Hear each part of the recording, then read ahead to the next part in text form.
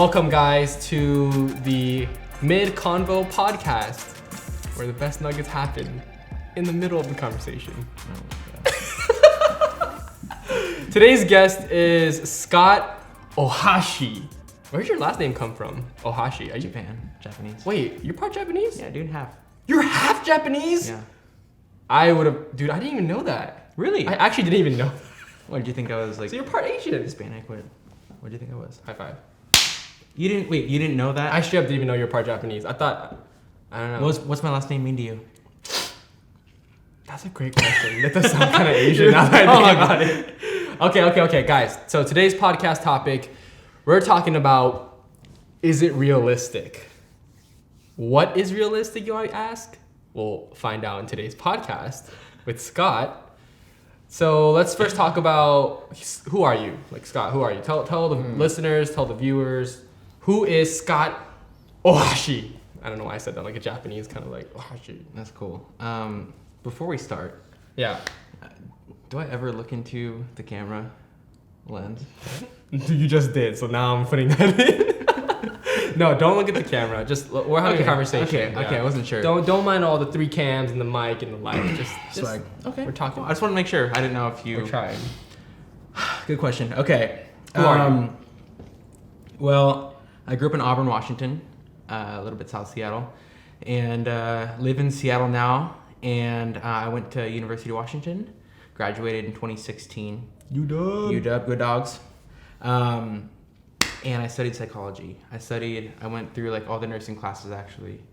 And I was looking to be a physician assistant, like a PA, go the PA route. Decided against it my senior year after I took all the classes.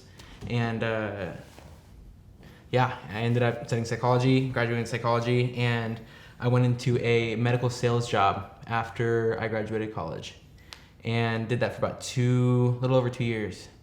And right when I graduated college, 2016 was when I picked up my first camera, the Sony A6000. Yep. So, a little bit recap what you just said. Yeah.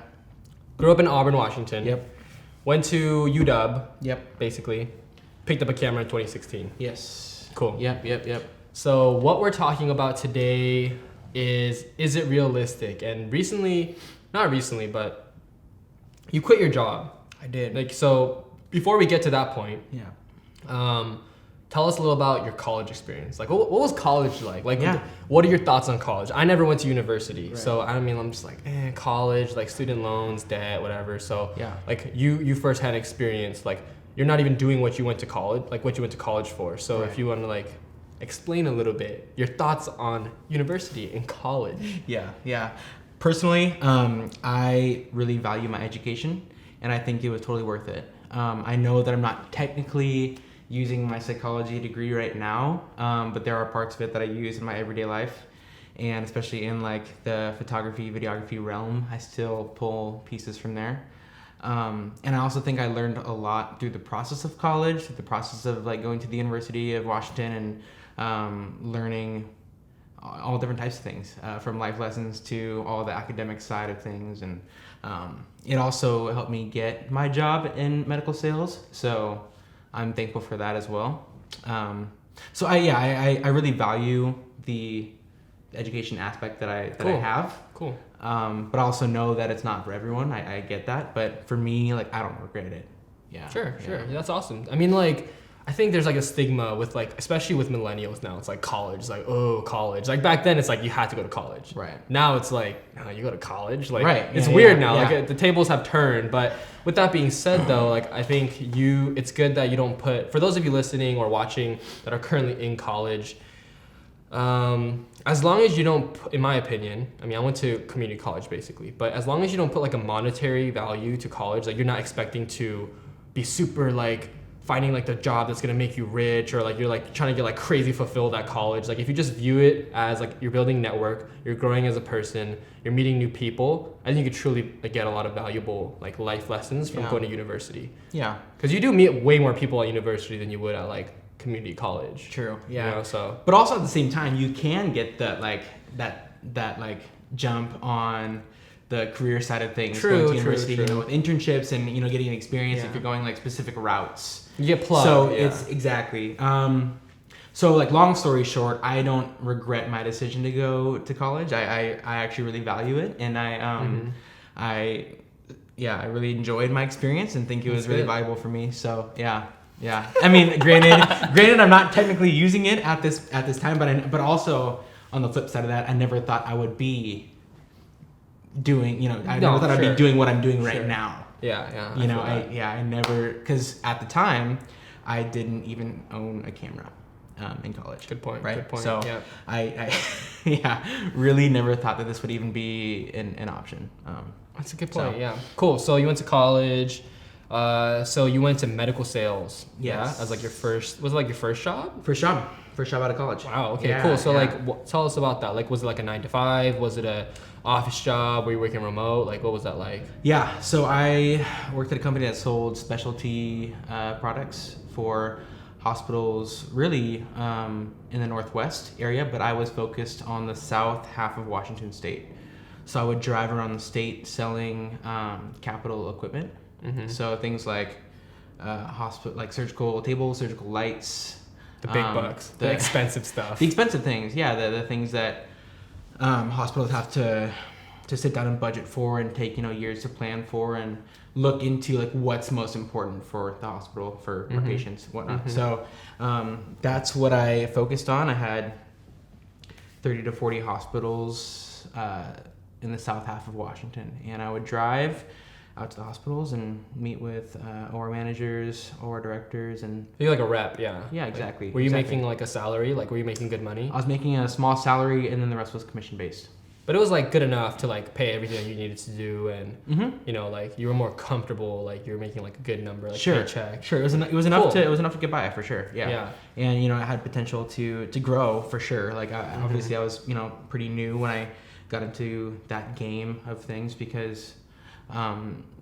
I kind of jumped a few steps as far as like starting in the capital realm of things. So, yeah, totally. And I didn't know that at the time. I was just like, yeah, sure, I'll do it. And but yeah, it ended up being totally fine as far as like paying the month expenses and bills and adulting. Sure. But that's what school doesn't teach you though. Sure. School and life literally don't teach you adulting. Like they don't even teach you how to pay your taxes. No one knows how to pay their taxes unless they heard about TurboTax in college. Like, TurboTax, and they're like, I gotta do this now. I'm an adult. Plugs or pay rent. TurboTax. Hey, TurboTax, if you're listening, pay me ad money. So no, seriously though, like school doesn't teach you how to adult, which is kind of leading into the next topic, which is adulting in general is difficult. Yeah, like living, having to pay, like you pay rent, you pay for your car, you pay for insurance, you pay for gas, like you pay for food and all that kind of stuff, and so. You had a job. You were like adulting at that point. Now, when did you picked up a camera in 2016? Mm-hmm. So, like, what did that look like? Like, you obviously picked that up while you were still working. Mm-hmm. So, were you like just doing on the side? Like, you would work your job and then be like, let's go like shoot photos or something. Great question. Like, what did that look like when you were working both? Yeah. So, got my A6000 in June, right? Like right after I graduated. I bought myself a graduation gift with the money that I didn't have. It was very, very responsible of me. But it was honestly one of the best decisions I've ever made. And I bought the A6000, and I was just that annoying friend on all of my trips, like friend trips and going places. Like anywhere I went, I would bring my camera. Mm-hmm. And I would take photos, I didn't know my camera recorded video until about 4 or 5 months after I bought my camera. Wait, what? Yeah. Are you serious? I'm dead serious. Yeah. Anyway, so you didn't even know. I didn't. Well, and also like I wasn't really interested. I like had no idea, and so, I found out my camera could record things, and I was like, oh, this is super cool. Yeah. And so I would record just all this like random stuff, and I would make horrible videos. What about photos? Yeah, I would take photos too. Yeah. I'd take photos too. Here and there, and they'd be pretty bad as well. But I enjoyed it. Yeah, and but that's the importance though. Like, exactly. I like that you mentioned that because like you didn't know what it was gonna lead to. No. You said you didn't mention you were the annoying friend. Yeah. But to be honest, like that's how you start out. Like totally. Like you don't like become a freelance content creator. Like, oh yeah, Microsoft's like, yo, let's work together. Right. Or like Amazon hits you up. Like you just start with your homies. Like you Yeah. start with your family, Oh, yeah. you start with your friends, you start getting free content, Yeah. spec work, like Right. portfolio. And I'm like a huge advocate of just like free work can lead to like paid work. Totally. So Oh, totally. that's cool that you started like that. Yeah, and I think that's where a lot of people do start.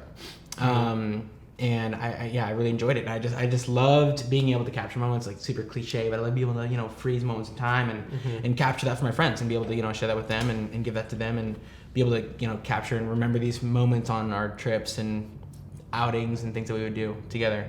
So that's Very how it cool. started. Yeah. So how did you? So like, were you just trying to squeeze those in on the weekends? Like, were you like on the weekends were you trying to like do photography or video, and then after work on the weekdays you're like, hey, trying to go on shoots and stuff? Yeah. And then editing at night. Yeah. And like this guy. Hold on, real quick. Let's talk about your sleeping schedule. Oh my god. This guy, Scott. Dude, what is your sleeping schedule? You sleep at like 5 a.m. Oh. Like you be taking like 4 Red Bulls at night, and then you just stay up, and then you sleep at like 6 in the morning, or like the next day. Like no, Why are you giving me a boss like this, dude? I'm genuinely curious. No, like, it's true, though. What It is is true. What is your sleeping schedule? Well, for the now, like right now, it's different. Okay. For the past like 2 or 3 months, it's been it was kind of like that. Well, because you've been working a lot. You've been Yeah. working a lot freelancing. You've been busy, so you've been trying to like knock Sure, those and out. yeah, exactly. And so I really want to take my time with my projects and make sure I'm putting in the proper amount of time and care into the things that I give to clients and that I put out there. So oftentimes that takes time. Guys, it's a huge blessing that Scott's on this podcast today because you've taken a lot of energy drinks. I'm surprised you're not dead. I'm surprised you're not dead yet, honestly. But anyway, going back to what we were talking about. Red Bull, if you ever Honestly, going back to what we're talking about. So like you were working your job, also kind of like doing photography and video with like friends for fun and things like that. So when did you make that jump? When did you like decide, you know what, like let's do this. Let's like try to. That must have been scary, honestly. Yeah. Like So let's backtrack a little bit. Okay, let's backtrack. So I started recording in like November, like almost 2 years ago, exactly, almost. So it's the same year that you like kind of started. Exactly. About 5 months after I started, I picked up my camera. I figured out it could record stuff, and that was when I started trying to like piece together things for fun. And it wasn't until maybe a few months after that a friend asked me to do their wedding video. And I was Mind blown. Exactly. I was blown Mind away. blown. I was blown away because obviously weddings are a huge moment in someone's life. That's a lot of pressure and it's obviously a lot going on. A lot of money. I'm just kidding. But it's It a is lot. a lot of It's a pressure. lot. It's a right? big honor. It's a big honor to capture people's special day. Huge For sure. honor. Huge honor. Yeah. And so my initial thought was, are you me? You sure? Like I've recorded like my friends, jumping off some rocks at on a lake, but we're like Sure. on a boat. Like, Yeah. you sure you want me to record your wedding? Yeah. But I did it for free, which is totally fine, and I loved it. And that was September of 2017. Yeah. Yeah. But you didn't really have a curve then. You kind of just went you straight dove into it. No, like, yeah. You went full send. Yes. Quote unquote full send into. Yeah, but also at the same passion. time, I thought it was like a one and done thing. Like hey, film this, go back to like recording your friends doing whatever. So you started off in like wedding, like that's kind of like where you're like, okay, cool. I think I could kind of make this business. I think I could kind of make money off this, and then drop off my your medical sales job. The first time that I realized I could make money on weddings was after my third wedding because I did my first two for free.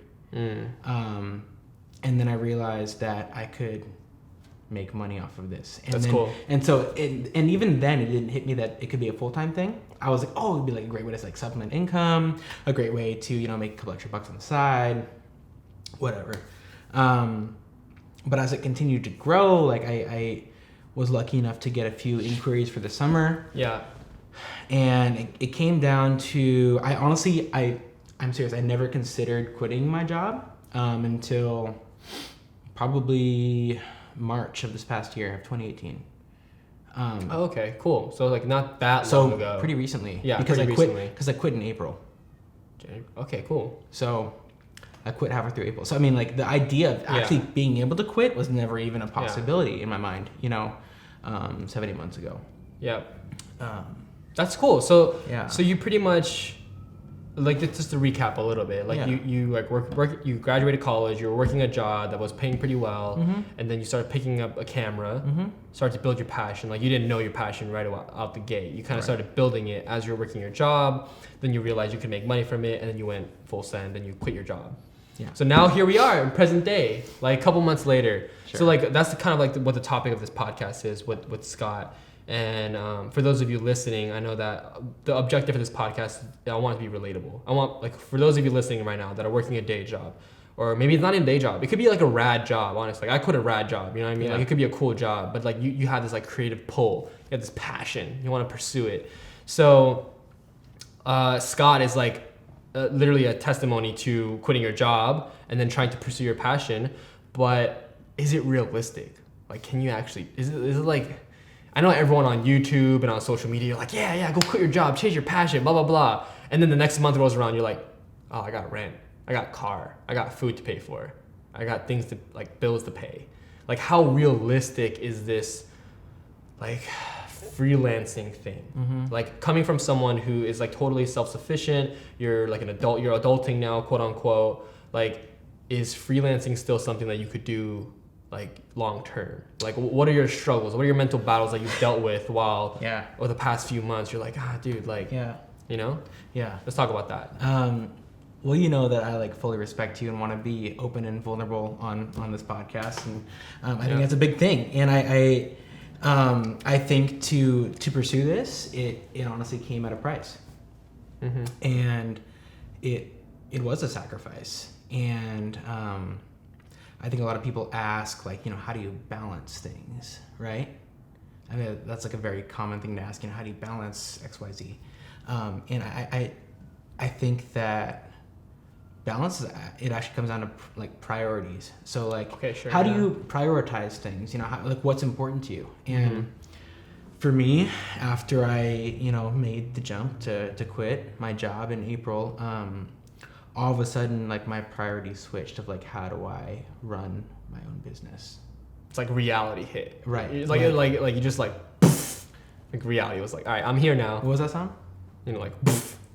Sound pack releasing. Next no, I'm like not Peter McKinnon. I'm trying to release my own sound pack, like, dush, dush, poof, so. Oh my gosh. Right. Yeah. So, no, so seriously, it hit me. Like, all right, well, I quit my job, so that means that the income is on my end. Yeah. And, I was fortunate enough to have enough weddings this summer to be able to support myself. And I was thankful enough to be able to, for those couples that believed in me to capture their weddings. And I'm super grateful for that. And I seriously, it was a hard summer, to be honest, because it was a big learning curve.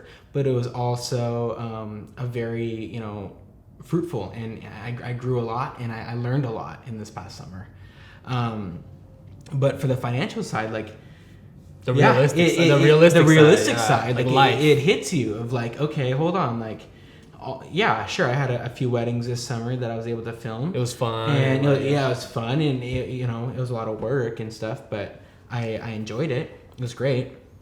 But now, currently, right now, I'm in a position where I need extra income to help pay my student loans. At least until next summer, where I hopefully will have hopefully will have enough weddings. You will. You will. We'll see.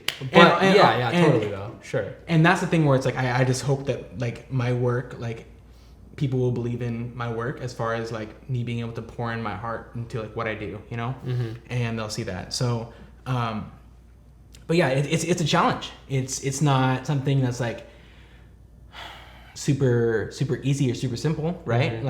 I mean, there are some people who will, be able to quit their job and, have everything lined up to a T and have everything set and ready to go. And like, but for me, I was thinking about this on the way over here, was, I felt like I had to go for it.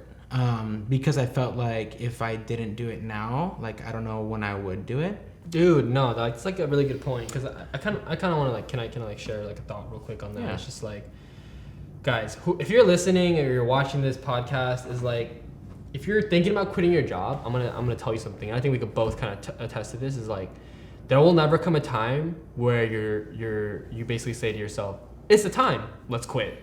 It's always a jump. I don't care if you work at McDonald's. Like, if you're quitting your job to pursue like a creative passion, you have to make a conscious decision. Like, oh, dude, like it's time to pull the Band-Aid off. It's never like a full, like curated like decision where you're like, okay, it's finally the time, and like I've calculated everything. Let's do this. Like, if you quit your job, there's like a certain amount of risk to it that everyone faces. You could be a CEO. You could be working at fast food. Like it doesn't matter where you are. Pursuing your dreams takes a cost, no matter where you are. Like it does take a little bit of effort. Yeah. So like I think people can relate to your story, saying that like you weren't sure if it was gonna like work out, and going back to you saying like it's realistic and you're trying to figure it out. Maybe you want to lead into like where you're at today.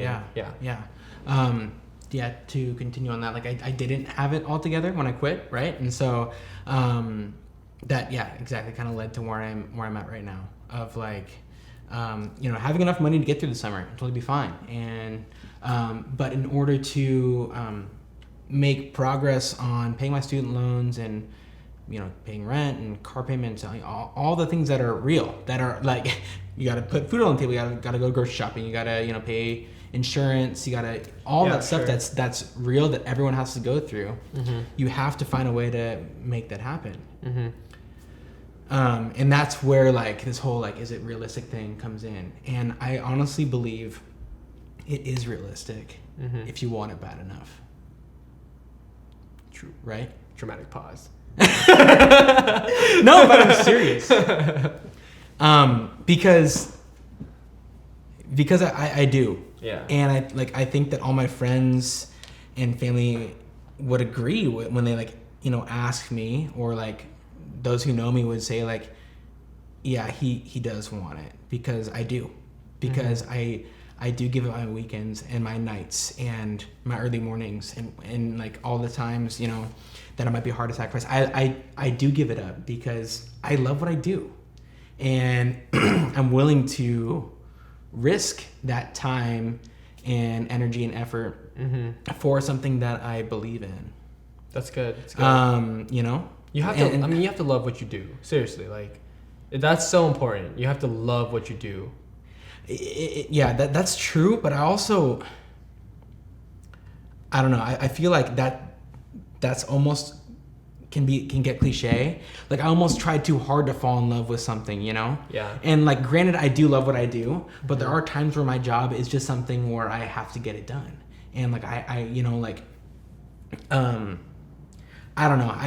I think you can love something, but there are times where you just you have to get things done. I just don't want to paint the wrong picture of like, you have to love something every single second that you're doing it. Oh, dude, I respect that. I mean, you know what I'm saying though? No, it is. Like, I mean, it's like having I'm not a parent. I don't have a kid. But I would say like, it's like having, if you had a child and like, you love your child, but there are times when the child can be difficult. There are times when the child is like, being really difficult in life, and you're like, God, can you just not do that? And it's the same with anything. Like, you're even your passion. Like, you love your passion. Like, if someone asks you, do you love film and photo? It's like, of course I love film and photo. Are there times where you just want to strangle film and photo, like, and be like, this is like being a huge blocker? Like, of course, everyone has those times. So yeah, I agree. It's not this glamorous, like, cliche thing. Like, go chase your passion, go love what you do, and like it's all highs all the time. Yeah. Like, there are low points for sure. I just didn't want to paint the wrong picture of being like, I absolutely love and adore what I do every single day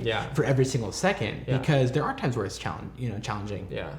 And that's realistic. And there are times where I sit down on my computer and I'm looking at a timeline of an edit, and I'm like, okay, how do I move forward with this? And I'm stuck here, and how do I make this? There are times where it's difficult and challenging, and I might not be completely in love with it, but I still overarchingly love the process. Exactly. So it's good. Yeah. It's good. I like that you're saying that it's the realistic side of it. Exactly. Quote unquote. Like the realistic side of it is just like, understand that if you're trying to pursue your passion, you will love it. Like you should love it at least, like to a certain degree. But what is like the definition of love? It's like you shouldn't be like obsessive and you're trying to like be happy every minute, every second of your like creative passion. Like there's lows, there's highs, there's stagnant points. There's times where you're like, is this really for me? Yeah. Like you just gotta accept that that's gonna happen. You can't accept that there's gonna be highs all the time. Right. You know, it's just like how life goes. But even on a more micro scale, like your passion, it's the same thing. And to that point, like doubt. Like let's talk about doubt for a second. Okay, like, before we talk about doubt. Yeah. Guys, this is like my second podcast. I gotta make sure everything's recording. So give me like 5 seconds. Honestly, I'm gonna just on a new clip because that was 26 minutes and 4. To continue the podcast, I just checked, guys. We're good. Recording is good. So I'm new to this, man. Let me like learn a little bit. There's a learning curve for everything, and so doubt. Let's talk about doubt. So how are you? Tell us about that. When do you feel that? I honestly think that not only every artist, but I think every person goes through it, you know, of like, you know, sure. Self-doubt and, you know, the whole can I do it thing.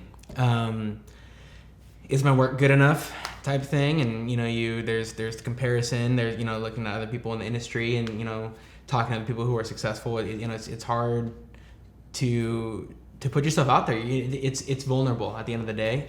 You know, art, as far as expressing yourself and showing, you know, your ideas of certain scenarios and situations, it's vulnerable. And how do you combat that? How do you overcome that? Like when you feel these like feelings of comparing yourself to others. I ask myself why I do what I do. Okay. Because if I'm doing it for other people, it's not the right reason. And if I'm doing it to please other people, honestly, that's probably not the right reason for me either. Because truly, video and photo, it gives me life. Like I enjoy doing it, and it gives me freedom. It helps me express myself. And if I'm doing it just for likes or views or for other people to enjoy something, even though I might not like it, that's not worth it to me. I want to be able to enjoy something and share it with others and have them enjoy it as well. So to overcome that, I kind of reset and ask myself, why am I doing what I'm doing? And just kind of reset, like a mental reset, you know? Sure. That's awesome. So you basically, just to recap, you basically are saying when you feel doubt, you reflect on why you're doing what you're doing. Yeah. How, I guess, we talked about this earlier, I mean, off the podcast, but like how important do you think is like having a community, like having a circle of people to like feed off ideas and stuff like that? Like where does that fall in like your list of importance? Close to one. I mean, I'm just saying that because for those that are listening that feel like my friends don't push me, like I feel like I don't have that circle that like gets me amped, gets me drive, like I don't want to be where my friends are, right? So like, is that important? Is that important for you if you want to chase your passions? Can you do it on your own, or do you need a circle? I can't answer that. I can answer that for myself. I need a circle. You need a circle? I do. Like what do you receive from having like a friend group? Like how does that having people who understand what I'm going through?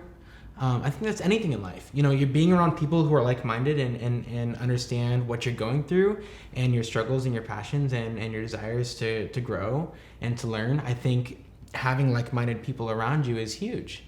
You need that to push yourself. And I think in order to be my best self, it takes more than just me willing it to happen. It takes other people seeing the best in me and saying, Scott, you can do better.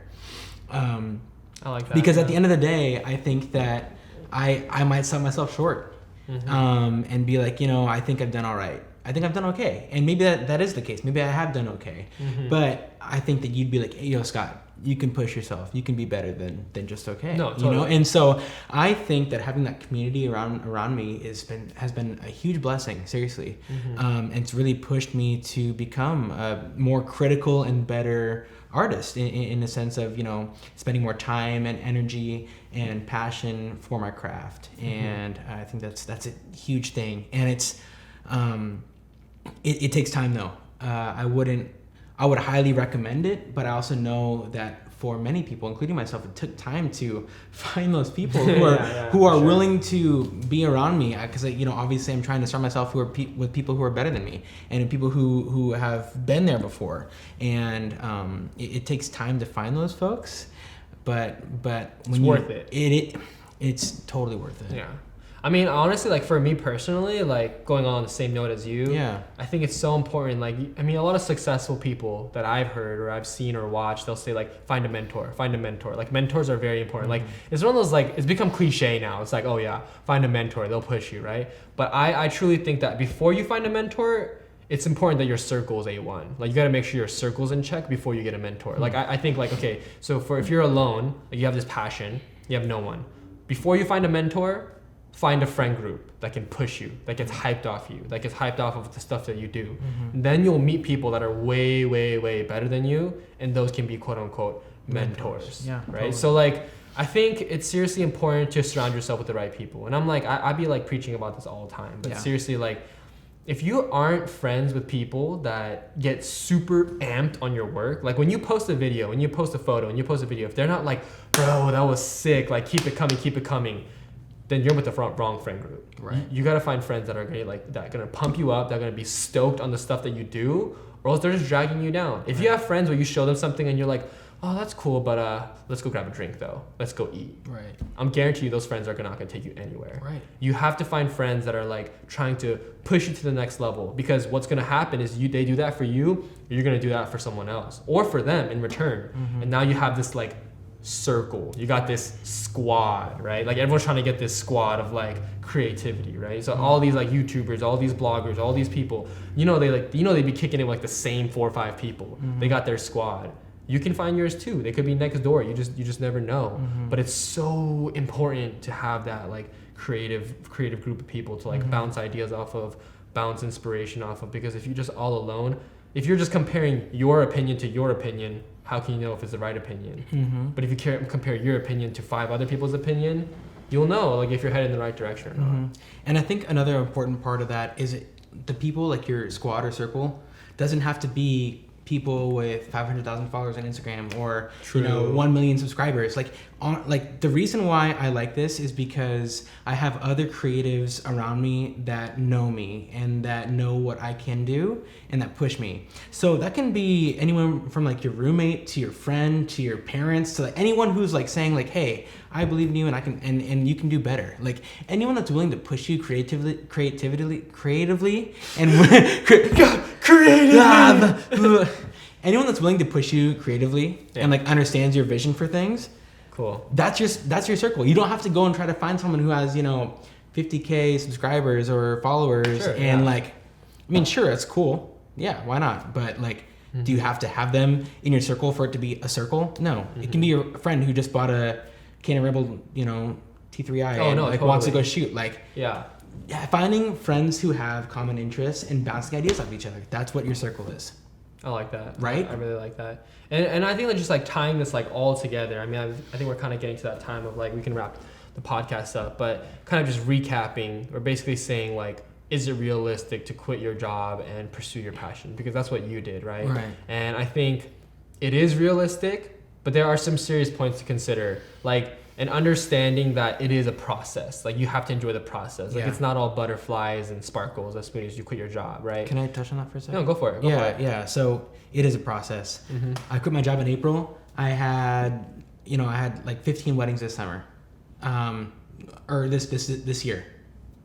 Fine by me. Which is pretty good still. I mean, that's fine. Solid. It's fine. But I'm gonna have to look for a part-time job. In the winter months to help you adult, to help me pay my rent, my student loans, groceries, gas, to help do these things. And the goal is next year to have enough gigs where I can support myself just through those gigs. But for now, I'm fine with that because I understand that it's a process, and then I understand to get where I want to be, it'll take time. It's not going to happen overnight, and it takes time to grow and learn. So is it realistic? Yes. Does it come at a price? Most definitely. And I think to be honest, you have to evaluate, you have to sit down and think about what is it worth to sacrifice for me to do this? Like Is it worth spending the time away from friends and my weekends and the grind? I hate that term, but it's true. Like it to me, that just means like spending time doing what you have to do to get to where you want to be, rather than doing the things that might bring immediate gratification. Mm-hmm. Right? Mm-hmm. Sure. So like, sure, yeah, going out on Friday, Saturday night would be fun, awesome, and trust me, I would love to do it. But I have to think like, where do I want to be, and is this growing my business the way I want it to grow? And it, like I said before, it comes down to priority and like where, like, I honestly, like I have it written down in my room of like my priorities, my list of priorities, and like I have to look at that every day and say like, where does this specific situation come into my priorities, and how can I deal with it? Cool. Yeah, I mean, I think that's all really solid information for anyone that's listening or viewing this podcast, because there is this stigma with quitting your job. It's always like, oh yeah, gung ho, let's go, like full send, and it's gonna be awesome. And it's like, the reality is like, I mean, I recently just quit my job, so obviously I'm kind of riding that high. But I'm expecting there to be some lows, and me like, okay, how do I get clients? How do I like actually pay for stuff? But seriously, there does come a point where you have to just understand like there are sacrifices to be made if you're going to be pursuing your dream. It doesn't have to even be film and photo. It could be literally anything. Anything that you want to pursue in your passion. Like it'll come at a cost, but just understanding the fact that like, one thing that I really want to encourage people to like think about is, it's not an end all be all. You know what I'm saying? Like when you quit your job, if it fails, and let's say you have to go back to a job, you're not like, I'm going to stop my passion. It's like, it just wasn't the right time to quit your job. So you go back to a job, make some money. Doesn't mean you have to be there for like 5-10 years. Just be there for like 6 months, be there for 8 months. Get your money right, get your adulting side, the realistic side right. And then just go back, try again, keep trying again until it works, right? Like it's okay to fail at stuff, and then just go back, and then just try it again. Like you don't have to be all pressured. Like, okay, I'm quitting my job. This has to work. If this doesn't work, I'm gonna be broken. It's like, dude, just try it. If it doesn't work, go back. Like I just quit my job, but if I have to go back to a job, like chill. Like I'm young. Like we're all like, we could all do it. No matter what age you are, you could still quit your job, go back. You know what I mean? Like, why do you think the retirement age is like 75 or 70, like 65, 55? Like, how many years is that until, if you're viewing this, chances are you're not even 30. You're not even 30 yet, which means you're already 20 years before the like almost average retirement age. You know what you can do in 20 years? That's a lot of years to get some stuff done in trial and error. Yeah. So just seriously, just stick it out. And I think for me, that kind of wraps up my side of the podcast. But if you want to add anything right now, now would be time to add it. Yeah. Like an ending note for people who are listening about Scott Ohashi, content creator. No, not about me. It's more of just like thoughts. Is like, like you said, it's okay to fail. And I told a lot of my family and friends when I did quit my job of like, this might not be it. Like, I might have to hop into a full-time job again for 6 months, a year, 2 years, 3 years. I don't know. But I had to push myself to at least try. And I had to go for it. But to get to that point, I had to push myself to, do all the right things to prepare for that. But is it realistic to do? Yes. Like I said before, does it take things to sacrifice in time? 100%. But it comes down to like, what do you find, as worth it? What's worth sacrificing, and what's worth like spending your time on.